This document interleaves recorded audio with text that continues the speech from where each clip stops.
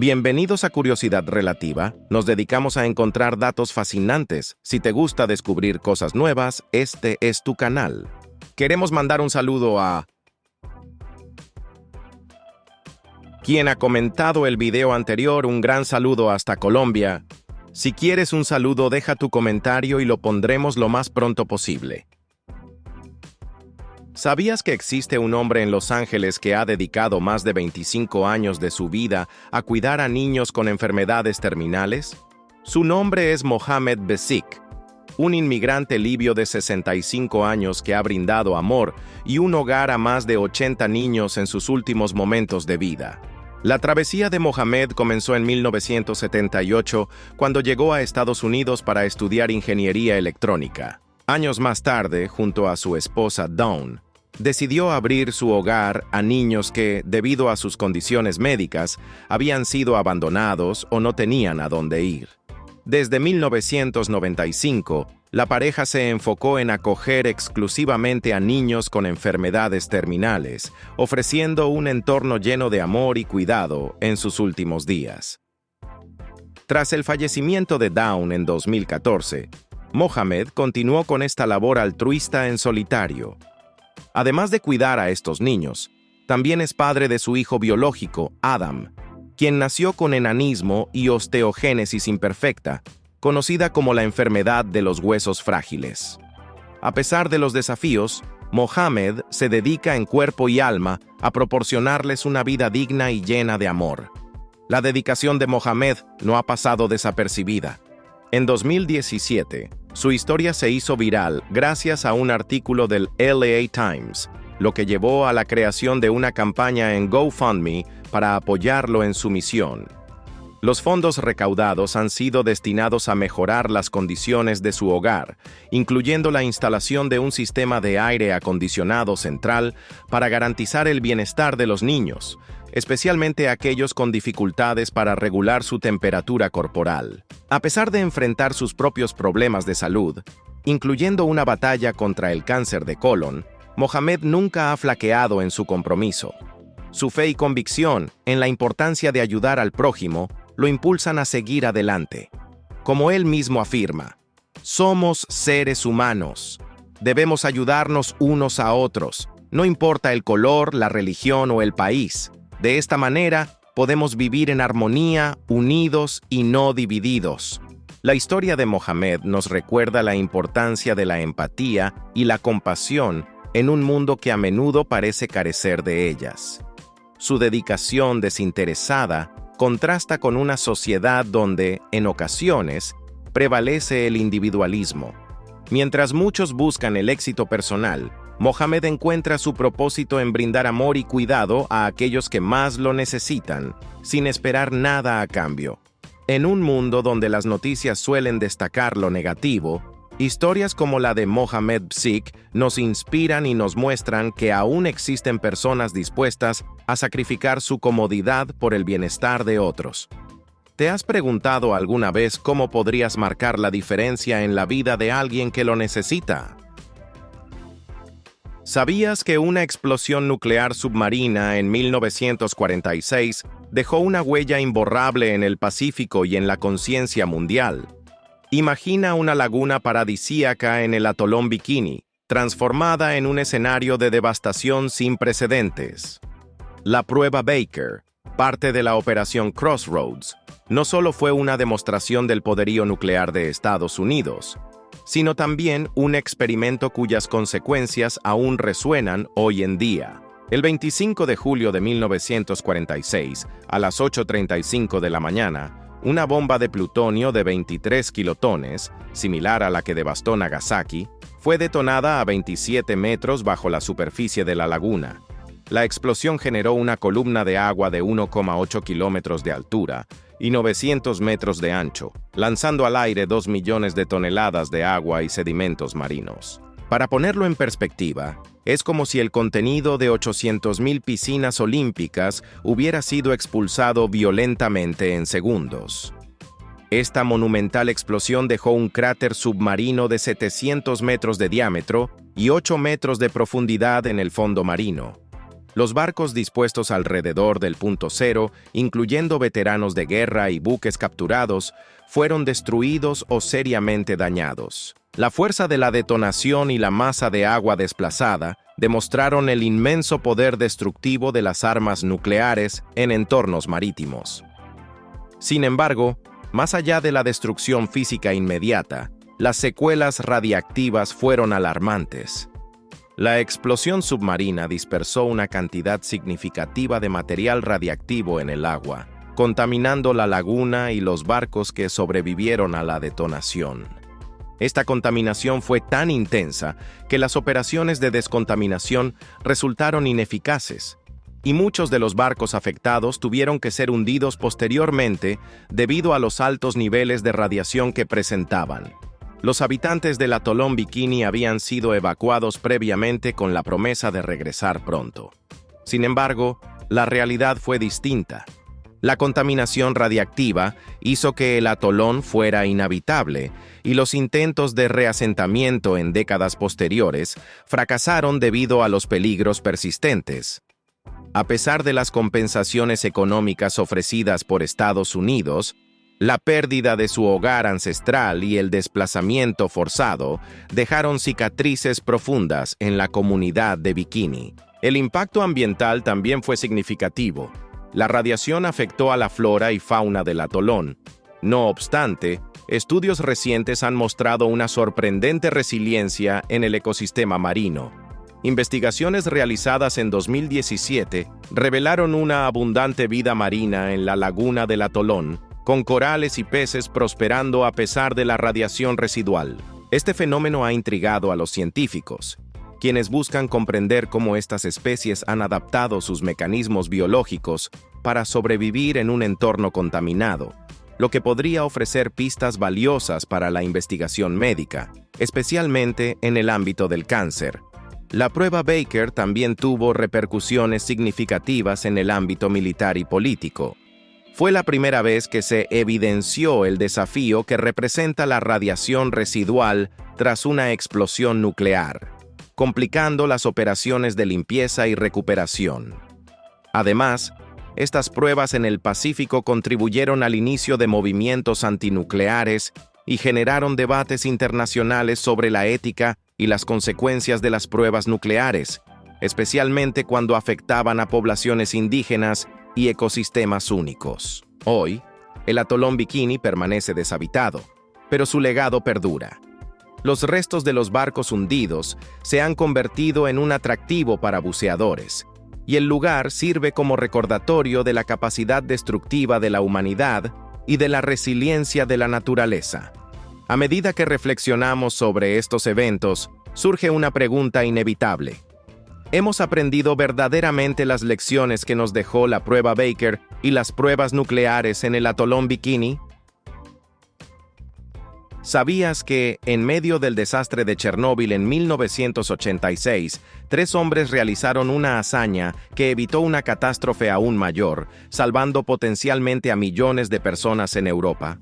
Estos héroes fueron Alexei Ananenko, Valery Bespalov y Boris Baranov, quienes, con valentía y determinación, se adentraron en las entrañas de la central nuclear para prevenir una explosión devastadora. El 26 de abril de 1986, una serie de errores durante una prueba de seguridad provocó la explosión del reactor número 4 de la central nuclear de Chernóbil, situada cerca de la ciudad de Pripyat, en la entonces Unión Soviética. La explosión liberó una nube de material radiactivo que se dispersó por gran parte de Europa, convirtiéndose en uno de los peores desastres nucleares de la historia. Sin embargo, lo que muchos desconocen es que las consecuencias pudieron haber sido aún más catastróficas de no ser por la intervención de estos 3 valientes ingenieros. Tras la explosión, los bomberos y equipos de emergencia inundaron el reactor con agua en un intento desesperado por sofocar el incendio y enfriar el núcleo. Como resultado, aproximadamente 20.000 toneladas de agua se acumularon en las piscinas de supresión de vapor situadas debajo del reactor dañado. Mientras tanto, el combustible nuclear fundido, conocido como corio, Ardía a temperaturas superiores a los 1600 grados centígrados y amenazaba con penetrar las estructuras inferiores del reactor. Si este material altamente radiactivo hubiera entrado en contacto con el agua acumulada, se habría producido una explosión de vapor de una magnitud inimaginable, esparciendo material radiactivo por una vasta región y afectando a millones de personas en Europa. Para evitar esta segunda explosión, era imperativo drenar el agua de las piscinas de supresión. Sin embargo, las válvulas que controlaban el drenaje estaban ubicadas en los oscuros y anegados sótanos de la central, donde los niveles de radiación eran letales. Fue entonces cuando Alexei Ananenko, ingeniero principal que conocía la ubicación exacta de las válvulas, junto con Valery Bespalov y Boris Baranov, se ofrecieron voluntarios para llevar a cabo esta peligrosa misión. Equipados con trajes de buceo y linternas, los tres hombres se adentraron en las profundidades inundadas de la central. La oscuridad era total, y el agua radiactiva llegaba hasta sus cinturas. Cualquier paso en falso podría haber sido fatal. Después de una búsqueda tensa y agotadora, lograron localizar las válvulas y abrirlas, permitiendo que el agua drenara y eliminando la amenaza de una segunda explosión. Su acción heroica no solo salvó innumerables vidas, sino que también evitó que Europa se enfrentara a una contaminación radiactiva aún más extensa. Durante años, se creyó erróneamente que estos hombres habían fallecido poco después de su misión debido a la exposición a la radiación. Sin embargo, Alexei Ananenko y Valery Bespalov sobrevivieron y continuaron con sus vidas en Kiev, Ucrania. Boris Baranov, por su parte, falleció en 2005 por causas no relacionadas con la radiación.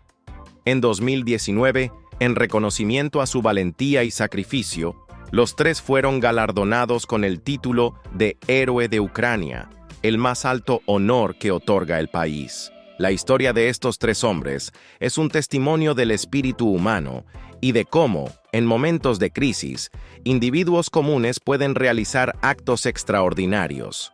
Su valentía es comparable a la de los bomberos que ingresaron al World Trade Center durante los ataques del 11 de septiembre.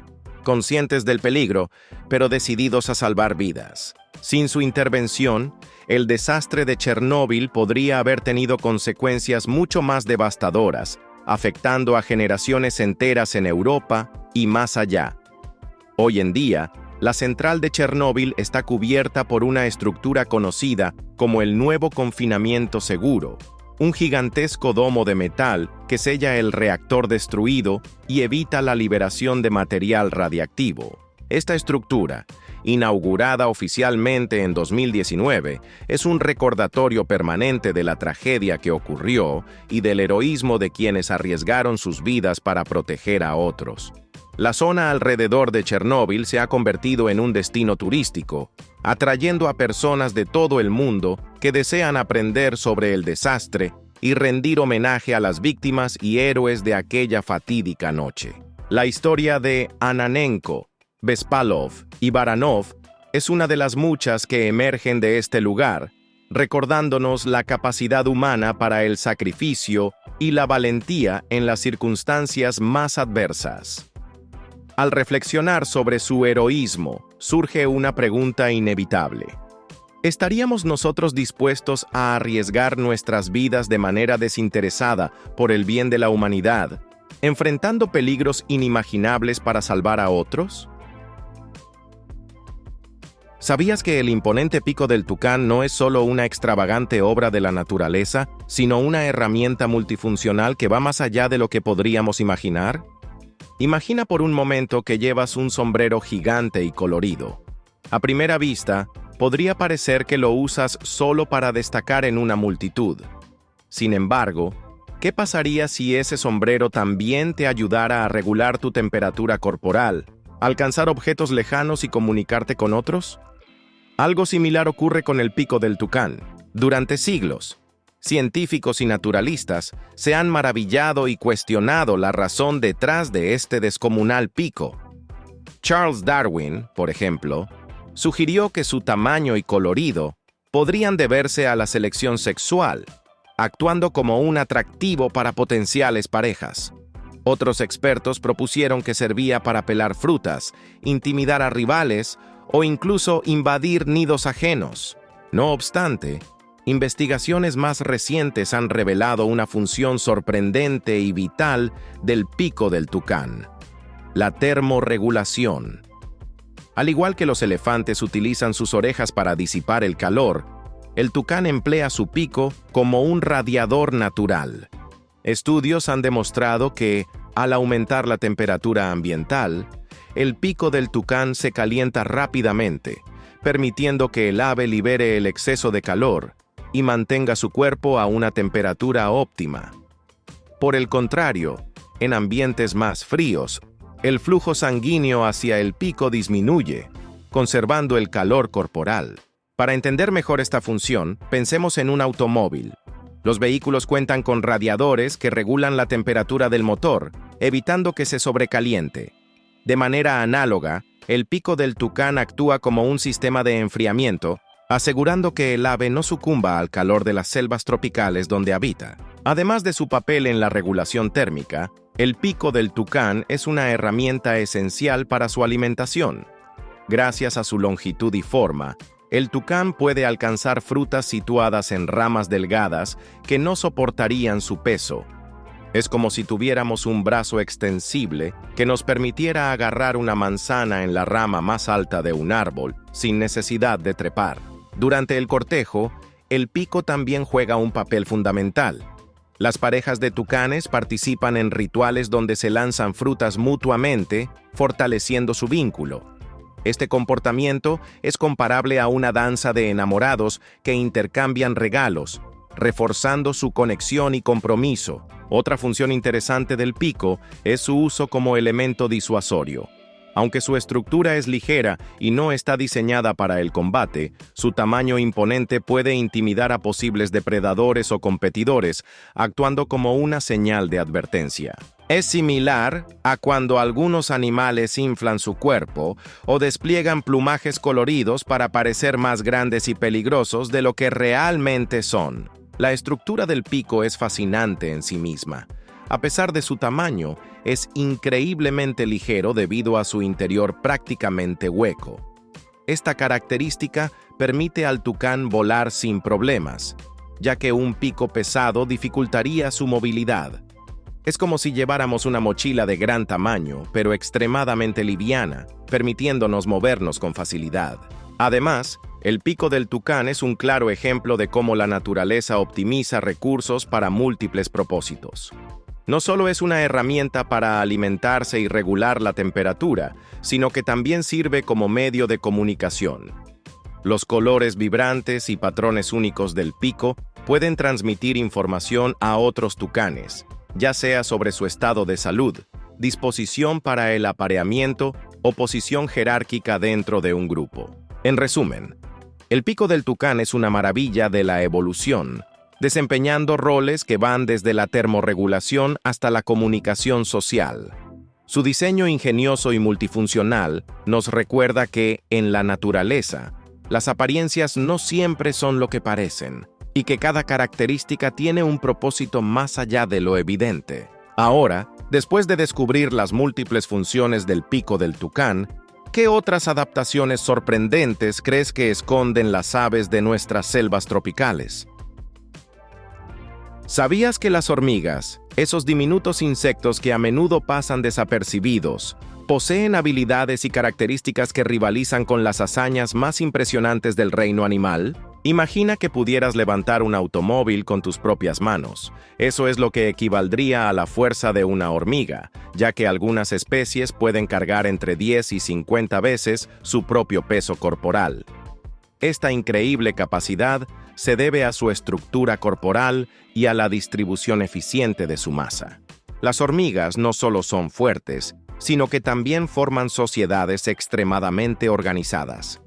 Dentro de una colonia, cada individuo tiene un rol específico: obreras que recolectan alimento y cuidan de las crías, soldados que defienden el nido y una reina cuya principal función es poner huevos. Esta división del trabajo es comparable a una ciudad humana, donde cada persona tiene una profesión que contribuye al bienestar común.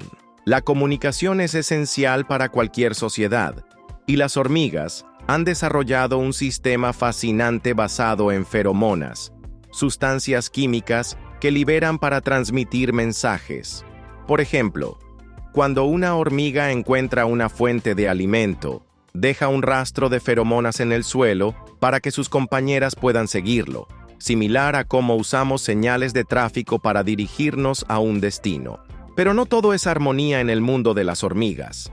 Algunas especies han desarrollado estrategias de guerra, invadiendo colonias vecinas para robar recursos o incluso secuestrar larvas que luego crían como obreras en su propio nido.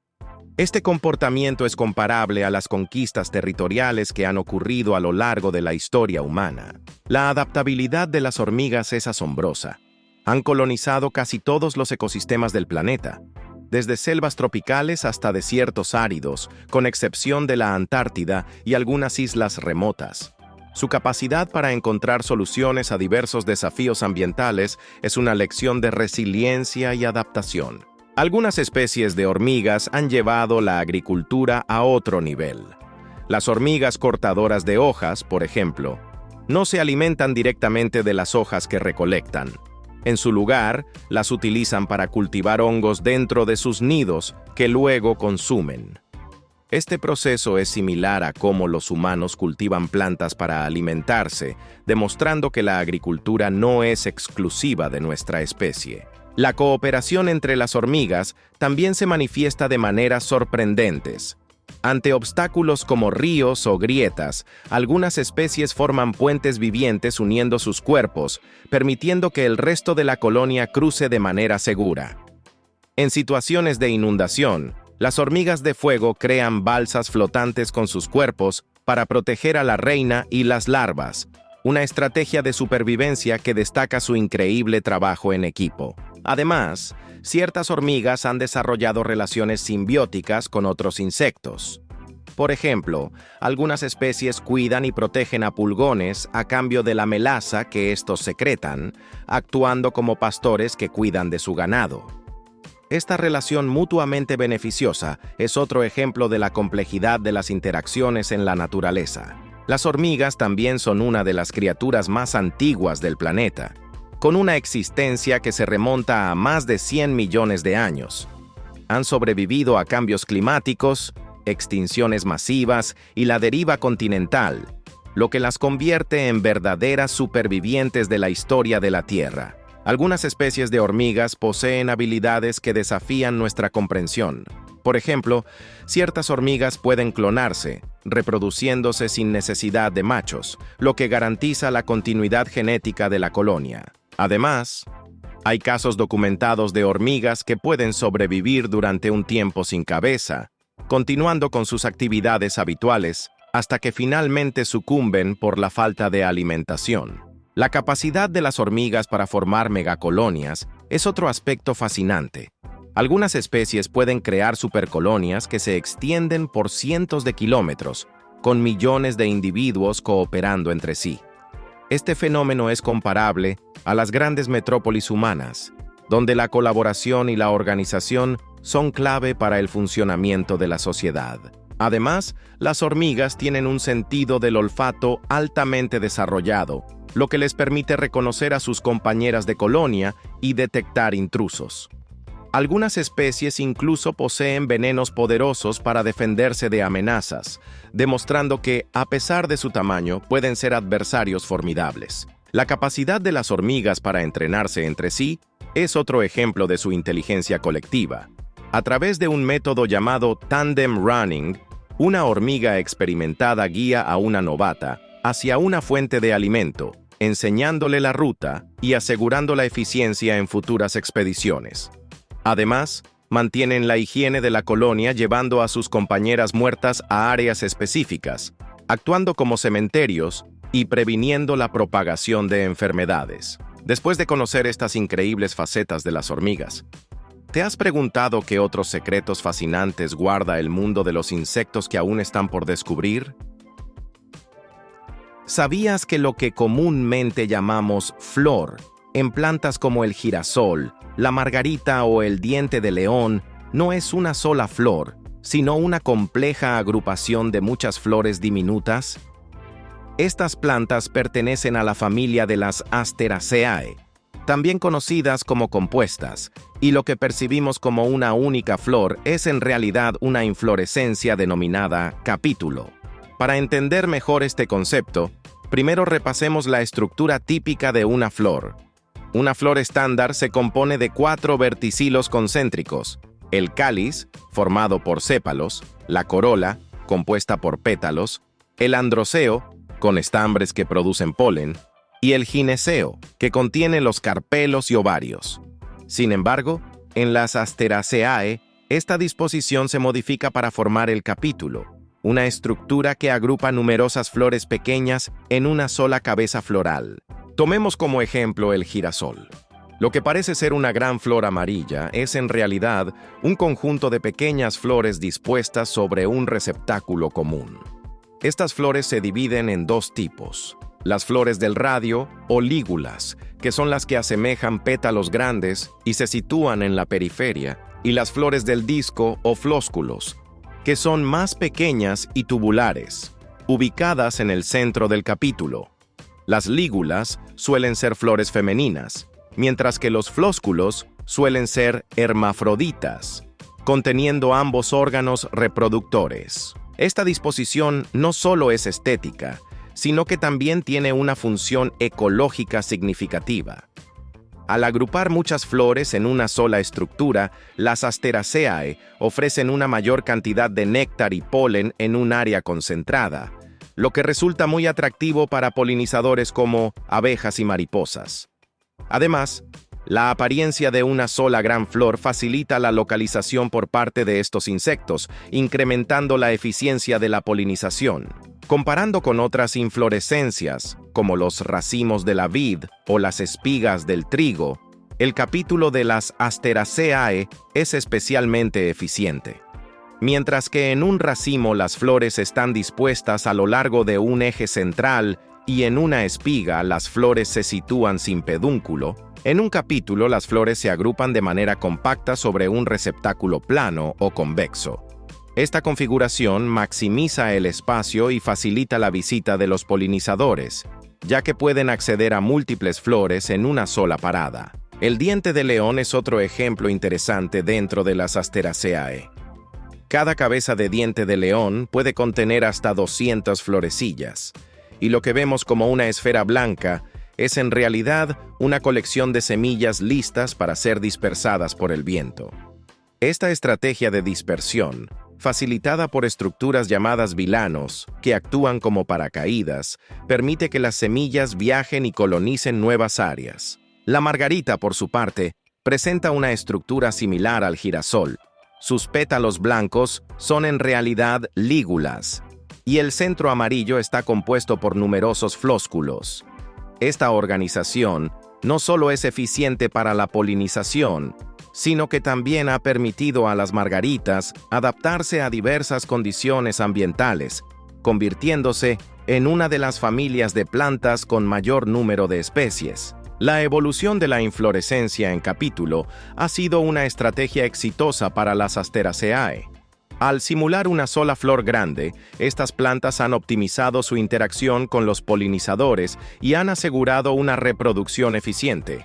Además, la diversidad de formas y colores dentro de esta familia ha permitido que especies como el girasol, la margarita y el diente de león se distribuyan ampliamente por todo el mundo. Entonces, la próxima vez que veas un girasol o una margarita, recuerda que estás observando una intrincada colección de pequeñas flores trabajando en conjunto.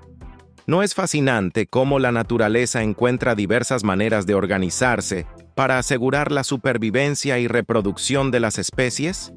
Y, considerando esta complejidad, ¿qué otras adaptaciones sorprendentes crees que esconden las plantas que nos rodean? ¿Sabías que algunas personas nacen con más de 5 dedos en manos o pies? Esta condición se llama polidactilia y es más común de lo que podrías imaginar. La polidactilia es una anomalía congénita caracterizada por la existencia de dedos supernumerarios o bífidos. La polidactilia puede presentarse de diversas formas. En algunos casos, el dedo adicional es solo un pequeño crecimiento o protuberancia que sale de un dedo del pie o de la mano.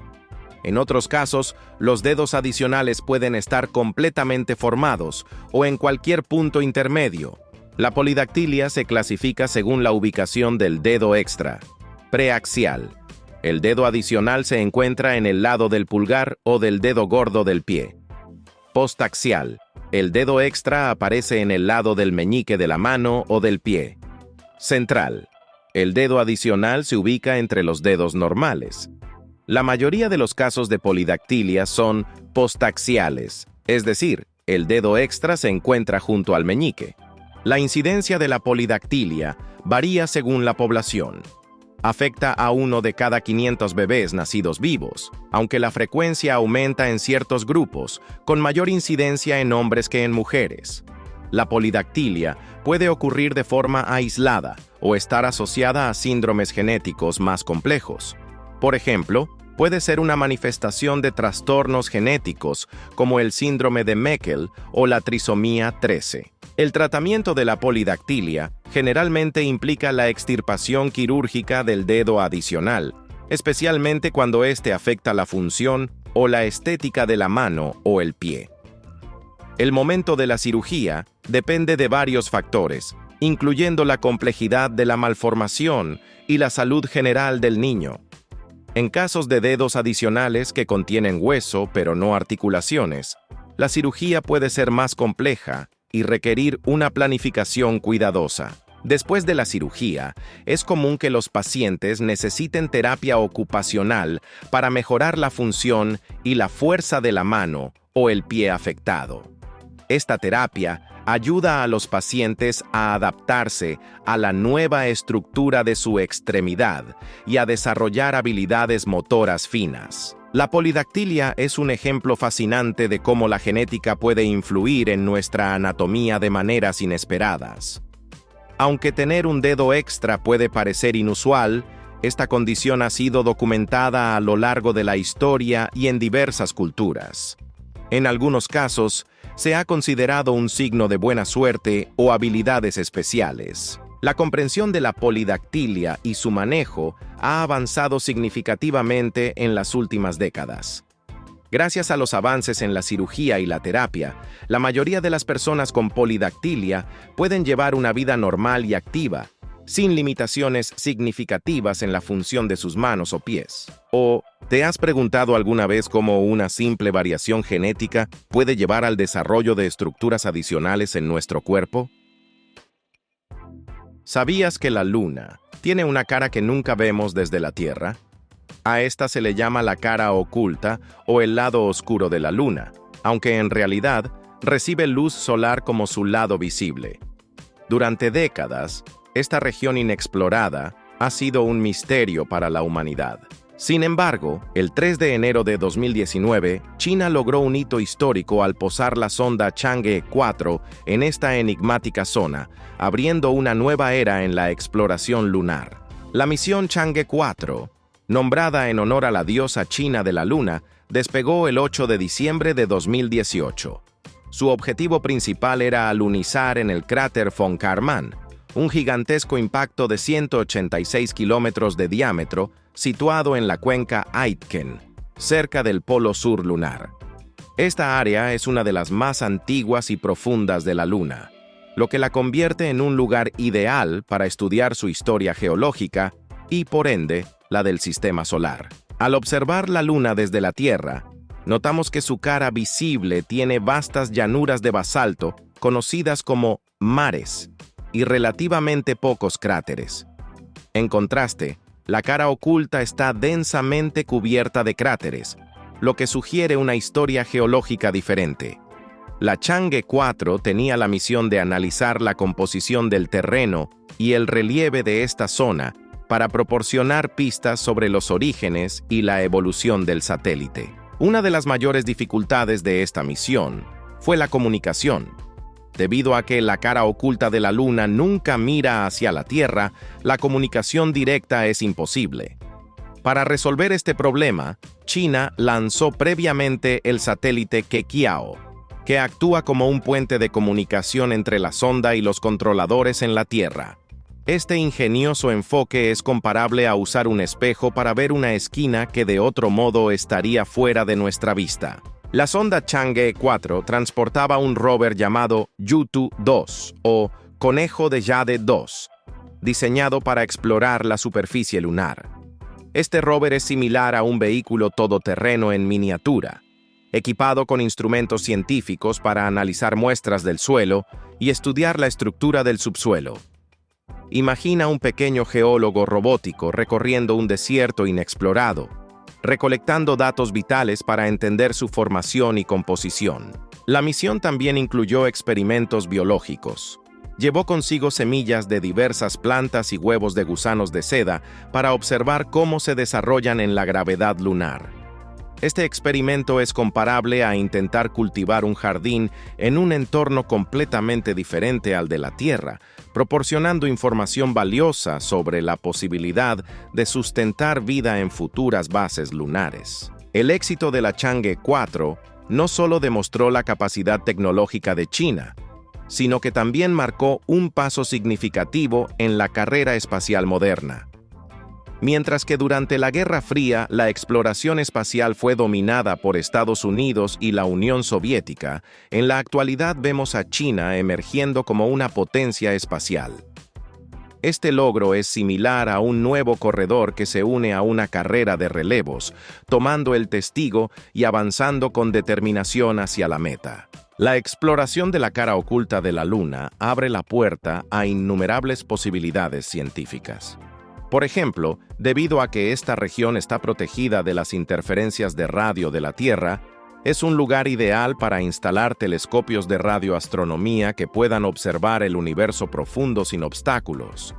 Es como encontrar un rincón silencioso en una bulliciosa ciudad, donde se puede escuchar claramente el susurro del viento. Además, el estudio de la composición del suelo en la cuenca Aitken podría revelar información sobre el manto lunar, ya que se cree que este impacto penetró las capas superficiales de la Luna.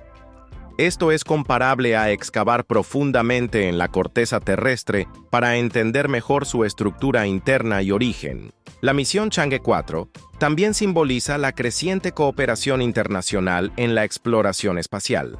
Aunque China llevó a cabo la misión de manera independiente, los datos recopilados son de interés para científicos de todo el mundo. Este espíritu de colaboración es similar a cómo diferentes países trabajan juntos en la Estación Espacial Internacional, compartiendo conocimientos y recursos para el beneficio común. El éxito de la Chang'e 4 ha inspirado a otras naciones y entidades privadas a planificar sus propias misiones a la Luna. Estamos entrando en una nueva era de exploración lunar, donde la competencia y la colaboración impulsarán avances tecnológicos y científicos. Es como si estuviéramos redescubriendo un antiguo continente, con múltiples expediciones ansiosas por cartografiar sus misterios y riquezas. ¿Te has preguntado qué otros secretos guarda la cara oculta de la Luna y cómo podrían cambiar nuestra comprensión del universo? ¿Sabías que las armaduras, esas impresionantes vestimentas metálicas que asociamos con caballeros medievales, tienen una historia que abarca culturas y milenios? Desde las antiguas civilizaciones hasta la era moderna, la evolución de las armaduras refleja la creatividad humana en la búsqueda de protección y eficacia en el combate. Imagina a los antiguos guerreros sumerios, quienes, alrededor del 2500 a.C., ya utilizaban carros de guerra tirados por burros. Estos vehículos primitivos permitían a un conductor y a un guerrero armado con lanzas o hachas desplazarse rápidamente en el campo de batalla, ofreciendo una ventaja táctica significativa. Esta innovación marcó el inicio de la integración de tecnología y estrategia en la guerra. Mientras tanto, en Egipto, las armas evolucionaban de manera notable. La espada Khopesh, adoptada de tribus bárbaras cercanas a Mesopotamia, se convirtió en un símbolo de poder y destreza militar. Esta espada de hoja curva, que podía usarse como hacha, espada o hoz, fue empleada por faraones como Ramsés II en batallas decisivas, demostrando la adaptabilidad y eficacia de las armas egipcias. En la antigua Grecia, la innovación en armamento continuó con la introducción del tridente. Originalmente una herramienta agrícola, el tridente fue adaptado como arma por los gladiadores romanos, especialmente aquellos conocidos como retiari, que utilizaban redes para atrapar a sus oponentes antes de atacarlos con el tridente. Esta arma también está asociada con deidades mitológicas como Poseidón, el dios griego del mar, lo que resalta su importancia tanto en la guerra como en la cultura. La malla, o cota de malla, es otra innovación significativa en la historia de las armaduras. Se cree que los celtas fueron los primeros en desarrollarla, y su uso se extendió por Europa, el norte de África, Oriente Medio y Asia. Consistía en una serie de anillos de hierro entrelazados que ofrecían flexibilidad y protección contra cortes y estocadas. Los romanos adoptaron la malla y la integraron en sus legiones, lo que demuestra su eficacia y adaptabilidad en diversos contextos bélicos. Con el tiempo, las armaduras evolucionaron para adaptarse a las necesidades cambiantes de la guerra. Durante la Edad Media, la caballería pesada dominaba los campos de batalla, y las armaduras de placas completas se convirtieron en estándar para los caballeros. Estas armaduras ofrecían una protección casi total contra armas blancas, pero eran costosas y requerían entrenamiento especializado para su uso efectivo. Sin embargo, la aparición de armas de fuego, como el arcabuz en el siglo XV, cambió drásticamente el panorama bélico. Este arma de origen español podía penetrar las armaduras más resistentes, lo que llevó a una reevaluación de las tácticas militares y la gradual obsolescencia de las armaduras pesadas. La introducción del arcabuz permitió que soldados menos experimentados pudieran enfrentarse a la caballería pesada, democratizando de alguna manera el campo de batalla. En la actualidad, aunque las armaduras tradicionales ya no se utilizan en combate, su legado perdura. La malla, por ejemplo, sigue empleándose en guantes protectores para carniceros y en trajes de buceo resistentes a mordeduras de tiburón, demostrando la durabilidad y versatilidad de este diseño antiguo. La evolución de las armaduras es un testimonio de la capacidad humana para innovar y adaptarse a los desafíos. Desde las primeras protecciones de cuero y madera hasta las complejas armaduras de placas y la introducción de armas de fuego, cada avance refleja una respuesta a las necesidades y amenazas de su tiempo. Hoy, aunque las armaduras han quedado relegadas a museos y recreaciones históricas, su influencia se percibe en los equipos de protección modernos y en nuestra comprensión de la historia militar. Entonces, la próxima vez que veas una armadura en exhibición, ¿te detendrás a pensar en las historias de innovación y adaptación que representa? ¿Sabías que existe un animal tan pequeño que cabe en la palma de tu mano y sin embargo es un rumiante como una vaca? Se trata del ciervo ratón menor de Java, el rumiante más diminuto del mundo, y recientemente, Biopark Fuengirola ha celebrado el nacimiento de una cría de esta fascinante especie. Imagina un cervatillo que, al nacer, pesa alrededor de 200 gramos, similar al peso de un teléfono móvil moderno. Este pequeño llega al mundo con un tamaño que representa aproximadamente el 30% del de su madre. A los pocos minutos de nacer, ya es capaz de ponerse en pie y moverse con agilidad. Sin embargo, durante sus primeros meses de vida, prefiere mantenerse oculto, lo que dificulta su observación por parte de los visitantes del parque. A medida que crece, en tan solo un par de meses, puede triplicar su peso, alcanzando entre 1,5 y 1,8 kilogramos en la edad adulta. A diferencia de los ciervos europeos, el ciervo ratón no posee astas. En su lugar, los machos desarrollan dientes superiores alargados y afilados que recuerdan a colmillos, una característica que las hembras no presentan. Otra peculiaridad es su sistema digestivo, considerado uno de los más primitivos entre los rumiantes, ya que consta de 3 compartimentos estomacales en lugar de los 4 habituales en otros rumiantes como las vacas.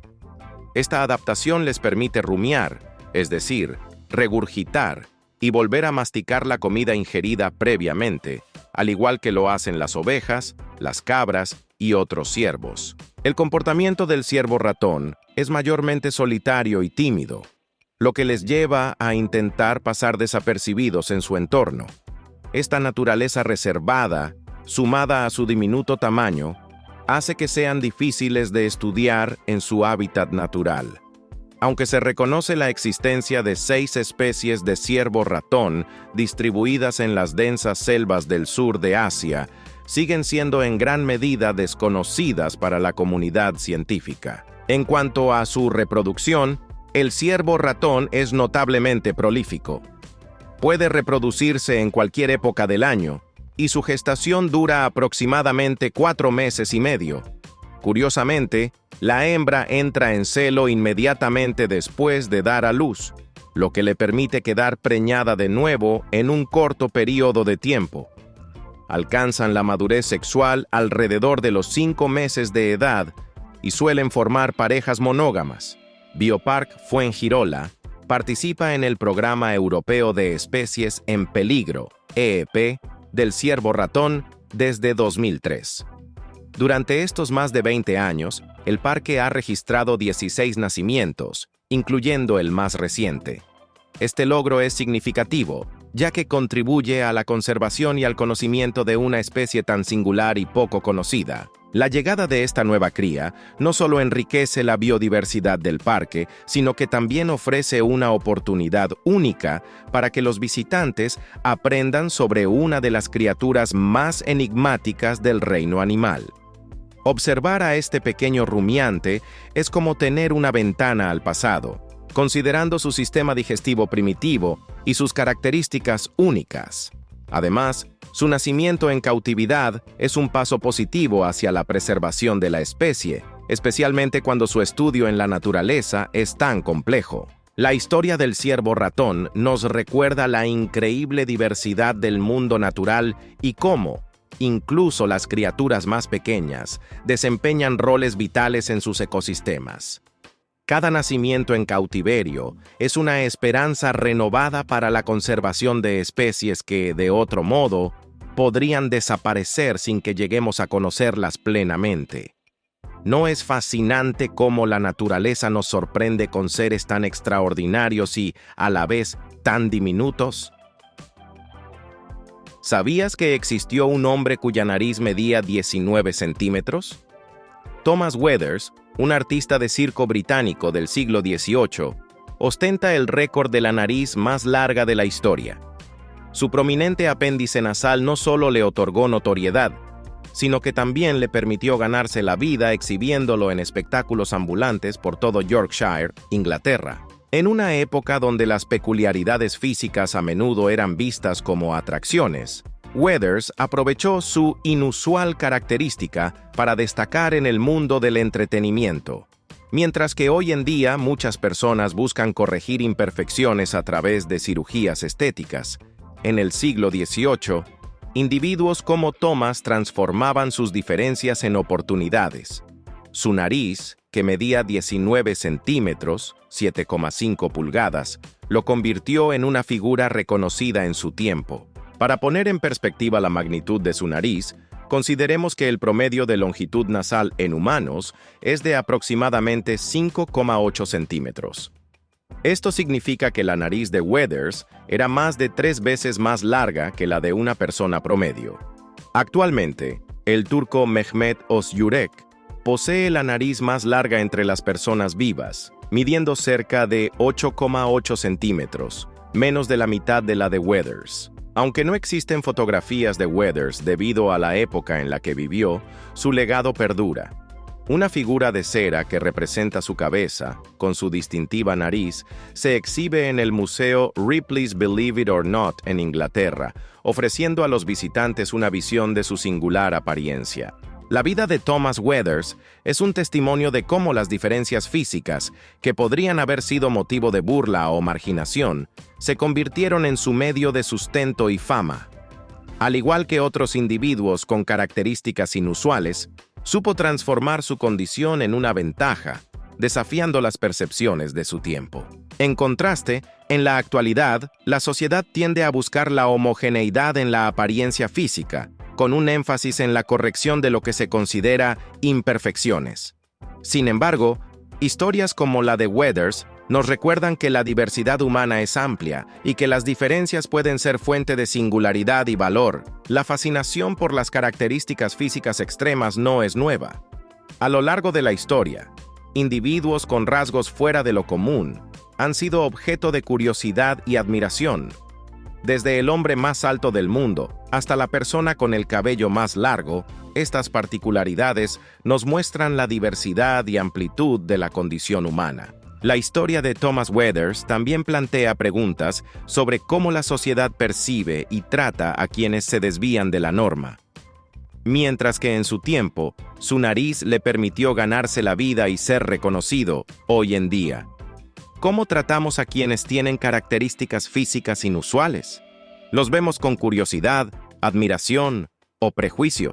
Además, su vida nos invita a reflexionar sobre la relación entre apariencia física y valor personal. En una era donde la imagen es tan valorada, recordar historias como la de Weathers nos ayuda a apreciar la diversidad y a cuestionar nuestros propios estándares de belleza y normalidad. En resumen, la vida de Thomas Weathers es un recordatorio de que las diferencias físicas pueden ser tanto un desafío como una oportunidad. Su historia nos muestra que lo que nos hace únicos puede ser también lo que nos da valor y propósito, y nos lleva a preguntarnos, en nuestra búsqueda de la perfección, ¿estamos perdiendo de vista lo que realmente nos hace humanos?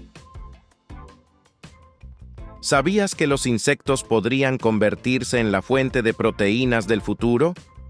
Aunque en muchas culturas el consumo de insectos es una práctica milenaria, en Occidente, esta tendencia está ganando terreno debido a sus múltiples beneficios nutricionales y ambientales. Los insectos son una fuente excepcional de proteínas de alta calidad, comparable e incluso superior a la de la carne tradicional. Por ejemplo, mientras 100 gramos de carne de res contienen entre 54% y 57% de proteínas, la misma cantidad de chapulines ofrece entre 62% y 75%.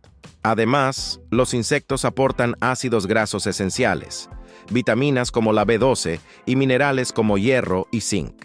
Desde una perspectiva ambiental, la cría de insectos es significativamente más sostenible que la ganadería tradicional. Requiere menos agua, tierra y alimento, y produce menores emisiones de gases de efecto invernadero.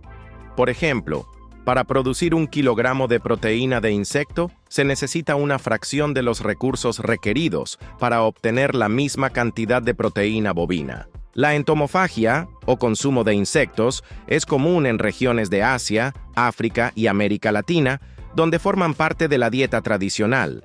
Sin embargo, en Europa y América del Norte, esta práctica ha sido limitada, principalmente por factores culturales y de percepción. No obstante, la creciente demanda de fuentes de proteínas sostenibles ha llevado a una mayor aceptación y exploración de los insectos como alimento. La Unión Europea ha reconocido el potencial de los insectos en la alimentación humana. Recientemente, la Comisión Europea aprobó el uso de gusanos de la harina, Tenebrio molitor, como ingrediente en diversos productos alimenticios, incluyendo panes, pasteles y quesos. Estos gusanos son tratados con radiación UV para eliminar patógenos y aumentar su contenido de vitamina D3. Esta aprobación representa un paso significativo hacia la integración de insectos en la dieta occidental. A pesar de sus beneficios, la aceptación de los insectos como alimento enfrenta desafíos. Un estudio reciente indica que solo el 10% de los europeos están dispuestos a reemplazar la carne por insectos, debido a barreras psicológicas y culturales.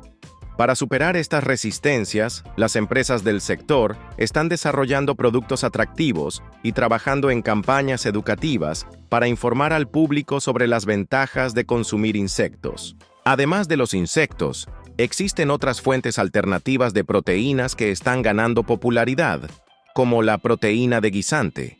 Esta es rica en aminoácidos esenciales y es fácilmente digerible, lo que la convierte en una excelente opción para quienes buscan alternativas vegetales a la proteína animal. La industria de los insectos comestibles ha experimentado un crecimiento notable en los últimos años. Empresas especializadas en la cría y procesamiento de insectos han surgido en todo el mundo, desarrollando productos como harinas, barras energéticas y snacks a base de insectos. Sin embargo, este sector también enfrenta desafíos financieros y operativos. Por ejemplo, la empresa francesa Insect, dedicada a la cría de insectos para alimentación, ha enfrentado dificultades económicas recientemente, lo que destaca la necesidad de un apoyo financiero sólido y una infraestructura adecuada para el desarrollo sostenible de esta industria. La incorporación de insectos en la alimentación humana no solo ofrece beneficios nutricionales y ambientales, sino que también representa una oportunidad para diversificar la dieta y explorar nuevas experiencias gastronómicas. En países como México, los chapulines son considerados una delicia y se utilizan en una variedad de platillos tradicionales, desde tacos hasta salsas. Esta tradición culinaria podría servir de inspiración para otras culturas que buscan integrar insectos en su gastronomía. En conclusión, los insectos representan una fuente de proteína sostenible y nutritiva que podría desempeñar un papel crucial en la alimentación del futuro. Aunque existen desafíos culturales y operativos, la creciente conciencia sobre la sostenibilidad y la nutrición podría impulsar la aceptación y el consumo de insectos en diversas regiones del mundo. ¿Estás dispuesto a probar esta alternativa alimentaria y contribuir a un futuro más sostenible?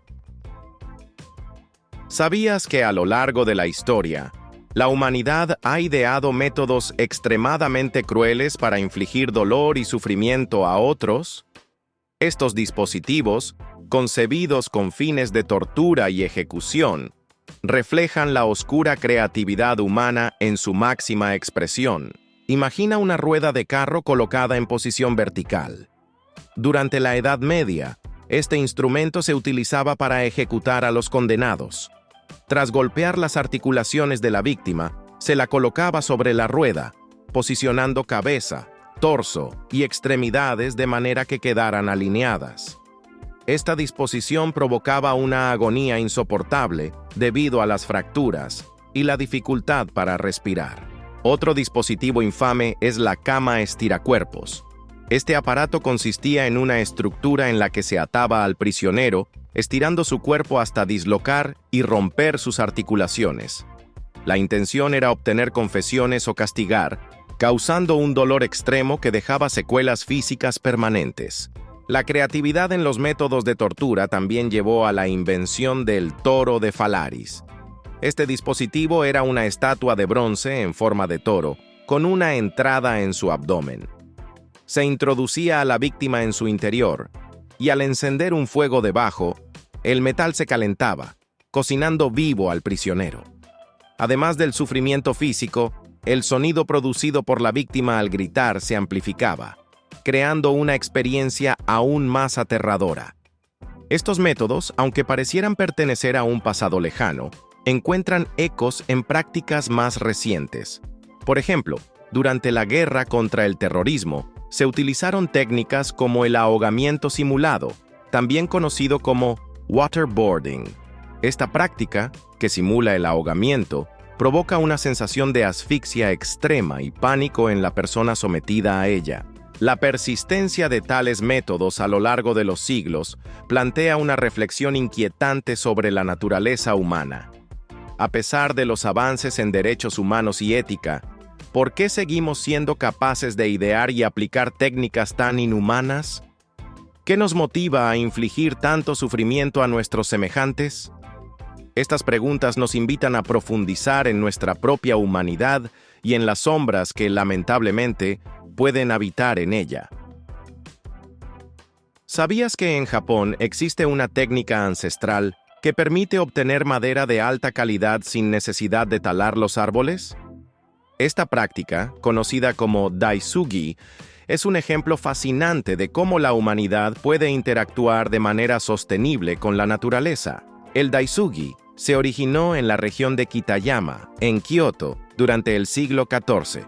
Los agricultores de la zona, al enfrentarse a la escasez de madera de calidad para la construcción de templos y casas, idearon este método innovador.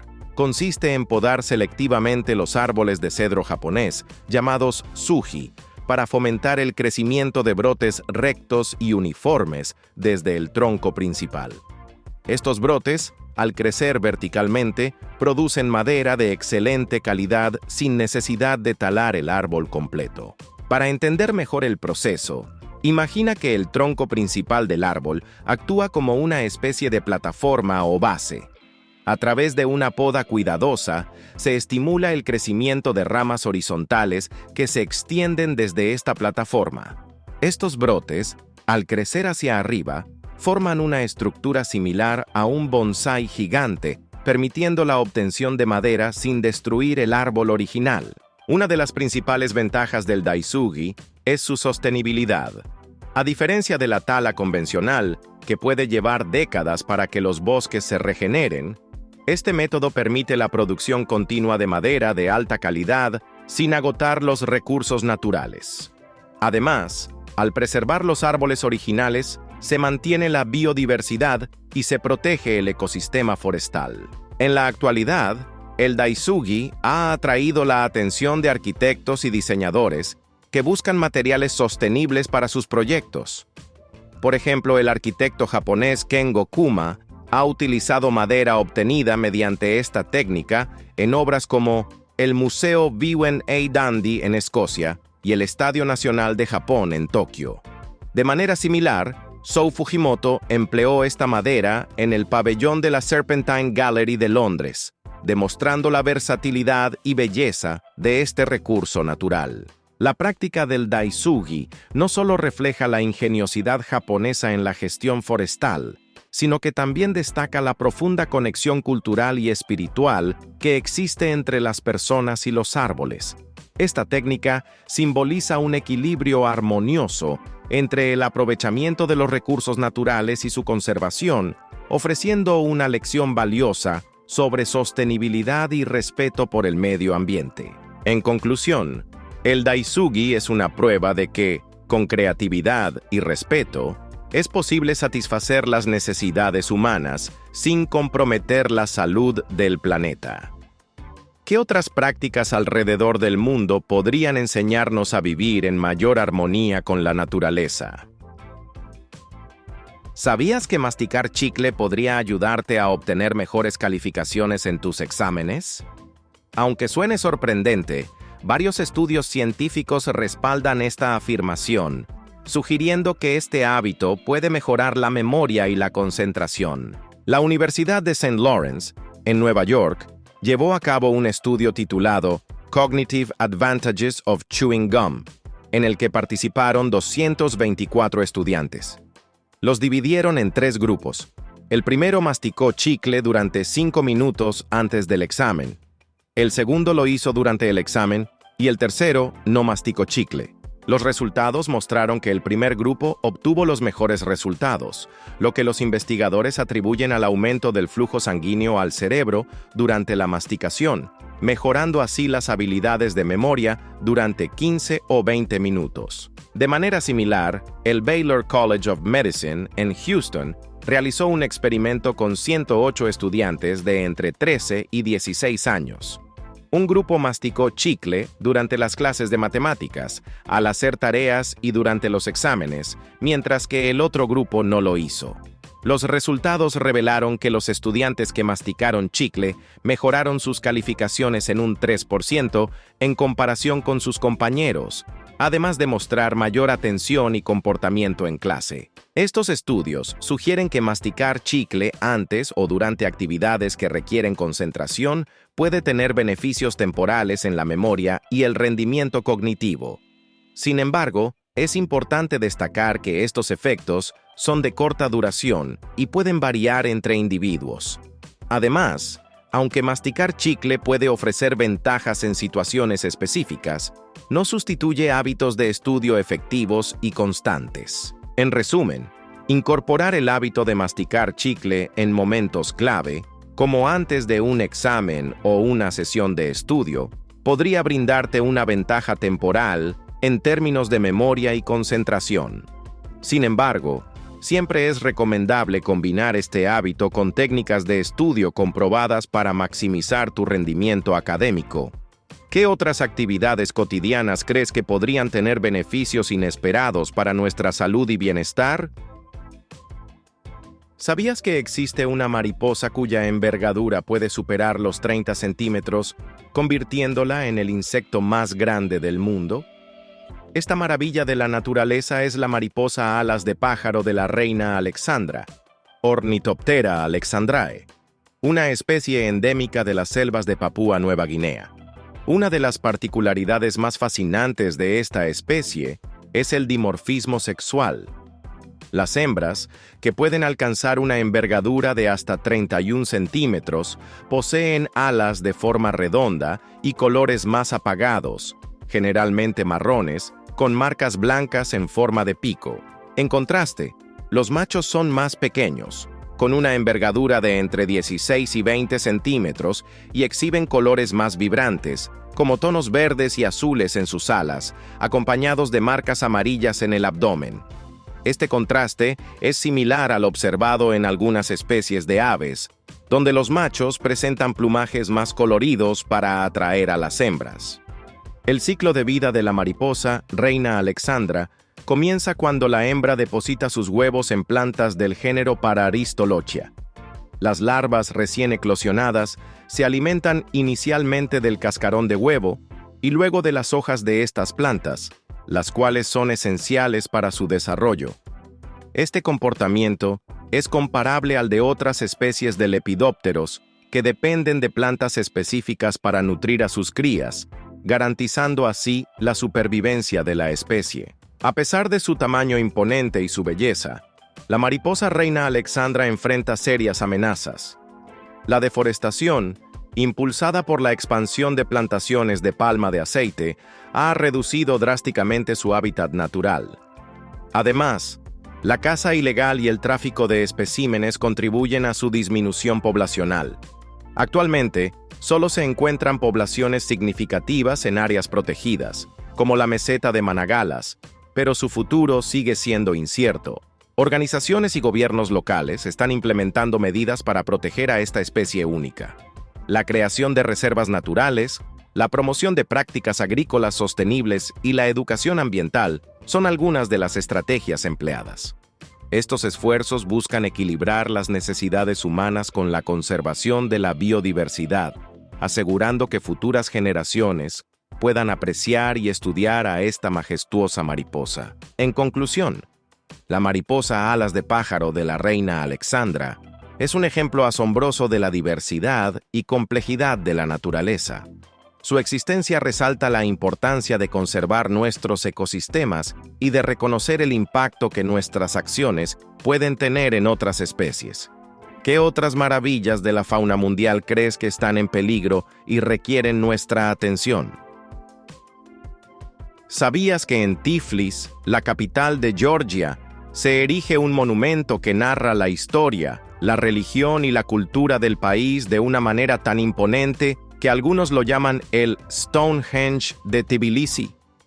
Este es el Monumento de las Crónicas de Georgia, una estructura monumental que invita a los visitantes a sumergirse en la rica herencia georgiana. Ubicado en una colina al norte de Tiflis, frente al mar de Tbilisi, el mayor embalse de la ciudad y su principal fuente de agua, el monumento ofrece vistas panorámicas que combinan la arquitectura soviética con el paisaje natural. Diseñado en 1981 por el artista georgiano Zurab Tsereteli, conocido por obras como la escultura de San Jorge en Freedom Square, el Monumento de las Crónicas de Georgia se compone de una serie de columnas que representan episodios significativos de la historia del país. La estructura se organiza en 3 niveles, cada uno dedicado a un aspecto fundamental de la identidad georgiana: historia, religión y cultura. Esta disposición permite a los visitantes apreciar la evolución del pueblo georgiano desde sus raíces antiguas hasta la modernidad, ofreciendo una perspectiva única sobre su desarrollo y resiliencia a lo largo de los siglos. La comparación con Stonehenge no es casual. Al igual que el antiguo monumento británico, las crónicas de Georgia están alineadas con eventos astronómicos, lo que añade una capa de misterio y sofisticación a su diseño. Esta característica invita a reflexionar sobre la conexión entre la humanidad y el cosmos, una temática que ha fascinado a culturas de todo el mundo. Visitar este monumento es adentrarse en un viaje a través del tiempo, donde cada columna cuenta una historia y cada detalle arquitectónico refleja la riqueza cultural de Georgia. Es un testimonio de la capacidad humana para crear arte que trasciende generaciones, similar a cómo las pirámides de Egipto o las ruinas de Machu Picchu narran las historias de sus respectivas civilizaciones. En conclusión, el Monumento de las Crónicas de Georgia en Tiflis es una obra maestra que combina arte, historia y espiritualidad. Invita a los visitantes a explorar la profundidad de la identidad georgiana y a reflexionar sobre cómo las culturas construyen su legado a través de monumentos que resisten la prueba del tiempo. ¿Qué otros monumentos alrededor del mundo crees que encapsulan la esencia de sus culturas de manera tan impactante? ¿Sabías que en las profundidades de Nueva Zelanda existen cuevas donde el techo brilla con miles de diminutas luces azules? Este fenómeno, conocido como bioluminiscencia, es producido por miles de diminutos insectos llamados Arachnocampa luminosa, que habitan en las cuevas de Waitomo. Las cuevas de Waitomo son una serie de formaciones subterráneas situadas en la isla norte de Nueva Zelanda. Estas cuevas son famosas por su techo iluminado, que crea un espectáculo visual impresionante. La bioluminiscencia es un fenómeno natural en el cual organismos vivos emiten luz propia. En el caso de las larvas de Arachnocampa luminosa, producen esta luz para atraer presas hacia sus hilos pegajosos, que cuelgan del techo de las cuevas. Este método de caza es similar al de las arañas que tejen telas para atrapar insectos, pero con la diferencia de que las larvas de Arachnocampa luminosa utilizan luz para atraer a sus presas. La luz emitida por estos insectos es de un tono azul verdoso y tiene una intensidad que varía según la edad y el desarrollo de la larva. Este resplandor crea una atmósfera mágica en las cuevas, que ha fascinado a visitantes de todo el mundo. Además de su atractivo visual, las cuevas de Waitomo ofrecen recorridos en bote por ríos subterráneos, permitiendo a los turistas experimentar este fenómeno natural de cerca. La bioluminiscencia no es exclusiva de las cuevas de Waitomo. Existen otros lugares en el mundo donde este fenómeno puede observarse, como en algunas playas donde el plancton marino emite luz al ser perturbado por el movimiento del agua. Sin embargo, la concentración y la facilidad de acceso a las luciérnagas en las cuevas de Waitomo las convierten en un destino único para experimentar la bioluminiscencia en un entorno controlado. Este fenómeno natural no solo es un atractivo turístico, sino que también ha sido objeto de estudio científico. Los investigadores están interesados en entender los mecanismos detrás de la bioluminiscencia, con aplicaciones potenciales en áreas como la medicina y la tecnología. Por ejemplo, la proteína responsable de la emisión de luz en algunos organismos marinos se utiliza en técnicas de imagenología médica, permitiendo visualizar procesos biológicos en tiempo real. En conclusión, las cuevas de Waitomo ofrecen una experiencia única que combina naturaleza, ciencia y aventura. La bioluminiscencia de las larvas de Arachnocampa luminosa ilumina el camino para explorar las maravillas subterráneas de Nueva Zelanda. ¿Qué otros fenómenos naturales crees que podrían esconder secretos aún por descubrir en su interior? ¿Sabías que en China existe un lugar donde las rocas cobran vida, narrando historias de siglos pasados a través de miles de figuras esculpidas en piedra? Este lugar mágico es el conjunto de las grutas de Longmen, un tesoro rupestre que data del siglo V y que ha sido reconocido como Patrimonio de la Humanidad por la UNESCO. Ubicadas a unos 12 kilómetros al sur de Luoyang, en la provincia de Henan, las grutas de Longmen se extienden a lo largo de las montañas Xiangshan y Longmenshan, flanqueando el río Yi. Este complejo alberga más de 100.000 estatuas budistas talladas en la roca, lo que lo convierte en uno de los conjuntos de arte rupestre más importantes de China. La construcción de estas grutas comenzó a finales del siglo V, durante la dinastía Wei del Norte. A lo largo de los siglos, dinastías como la Tang y la Song contribuyeron a su expansión, culminando en la creación de alrededor de 2.300 cuevas y nichos y más de 2.800 inscripciones. Entre las figuras esculpidas, destacan impresionantes esculturas de Buda que alcanzan hasta 17 metros de altura. Una de las joyas más destacadas de este complejo es la cueva del templo Fengxian, la más grande de todas. Esta cueva alberga una majestuosa estatua de Vairocana, un Buda de aproximadamente 17 metros de altura, esculpido durante la dinastía Tang. La serenidad de su expresión, rodeada de bodhisattvas y guardianes celestiales, refleja el refinamiento artístico de la época. El arte presente en las grutas de Longmen muestra una evolución desde influencias indias y centroasiáticas hacia un estilo más cinizado, brindando una visión única de la difusión y adaptación del budismo en China. Sin embargo, factores como la erosión natural y el vandalismo han afectado su estado de conservación.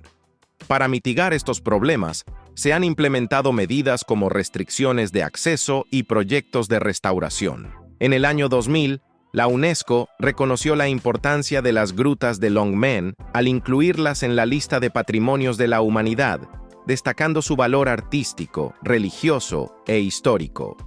Hoy en día, este sitio atrae a turistas y estudiosos de todo el mundo, ofreciendo una ventana al pasado y una comprensión profunda de la riqueza cultural de China. Al igual que las pirámides de Egipto o las ruinas de Machu Picchu, las grutas de Longmen son testigos silenciosos de civilizaciones pasadas, que nos invitan a reflexionar sobre nuestra historia compartida y la importancia de preservar estos legados para las futuras generaciones. ¿Qué otros sitios alrededor del mundo crees que esconden historias talladas en piedra esperando ser descubiertas? ¿Sabías que incluso los rincones más remotos de nuestro planeta, como la Antártida, están siendo invadidos por residuos humanos? Recientemente, científicos españoles descubrieron botellas de plástico, bidones y chanclas en la península Byers, una de las zonas más protegidas del continente blanco. La península Byers, ubicada en la isla Livingstone, es considerada un santuario ecológico debido a su biodiversidad única y su aislamiento extremo. Por ello, está limitada a la presencia de un máximo de 12 personas al mismo tiempo, garantizando su conservación. Sin embargo, la reciente aparición de estos desechos plantea serias amenazas para su ecosistema. Los investigadores atribuyen la llegada de estos residuos a las corrientes marinas que transportan la basura desde embarcaciones que la arrojan al mar o desde lugares distantes. Este fenómeno demuestra cómo las corrientes pueden trasladar desechos a lo largo de miles de kilómetros. Este hallazgo resalta la magnitud de la contaminación global y cómo, a pesar de su aparente lejanía, la Antártida no escapa a sus efectos. La presencia de estos residuos no solo afecta la belleza natural del lugar, sino que también representa un riesgo para la fauna local.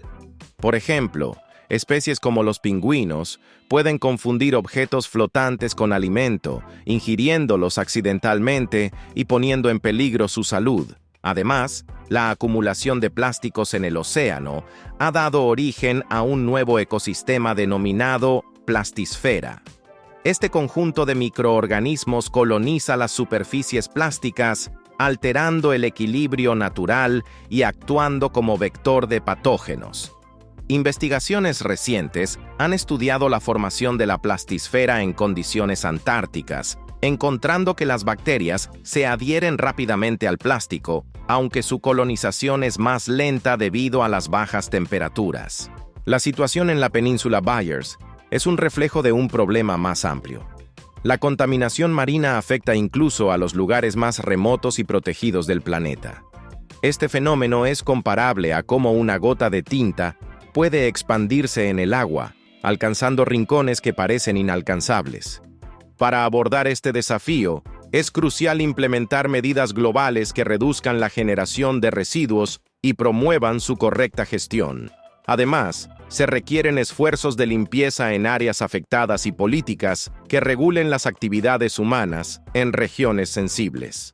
La colaboración internacional es esencial para proteger estos ecosistemas únicos y garantizar su conservación para las futuras generaciones. La Antártida, con su vastedad y aislamiento, siempre ha sido vista como un refugio inmaculado. Sin embargo, descubrimientos como este nos recuerdan que la huella humana es profunda y llega a todos los rincones del planeta.